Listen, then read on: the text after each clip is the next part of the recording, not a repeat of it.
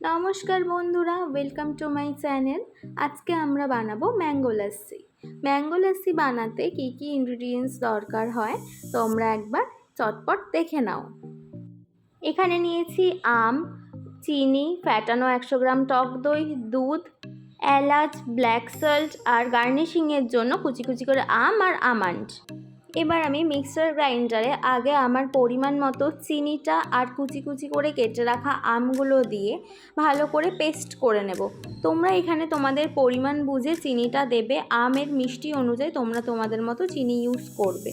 তারপর পুরোটা গ্রাইন্ড করে নেওয়ার পর এটার মধ্যে অ্যাড করছি আমি 100 গ্রাম ফ্যাটানো টক দই, দিলাম 1 বোল দুধ। হ্যাঁ, অবশ্যই এখানে তোমরা দুধটা ঠান্ডা দুধ ইউজ করবে, না হলে কিন্তু দইয়ের সাথেই কেটে যেতে পারে।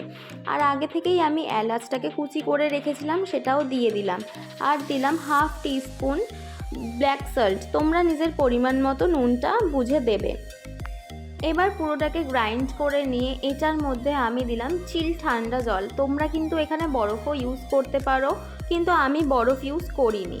তারপর এটাকে ভালো করে আরও একবার গ্রাইন্ড করে নিয়ে গ্লাসের মধ্যে আমি ভালো করে চকলেট সিরাপ দিয়ে গার্নিশিংয়ের জন্য দিয়ে দিলাম। তোমরা এটা নাও দিতে পারো, তোমরা স্কিপ করতে পারো।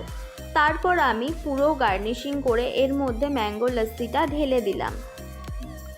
ব্যাস, রেডি হয়ে গেল আমাদের ঠান্ডা ঠান্ডা ম্যাঙ্গো লস্যি। এবার গার্নিশিংয়ের জন্য কেটে রাখা আমগুলো আমি উপর থেকে দিয়ে দিলাম, আর দিলাম কুচি কুচি করে কেটে রাখা আমন্ড।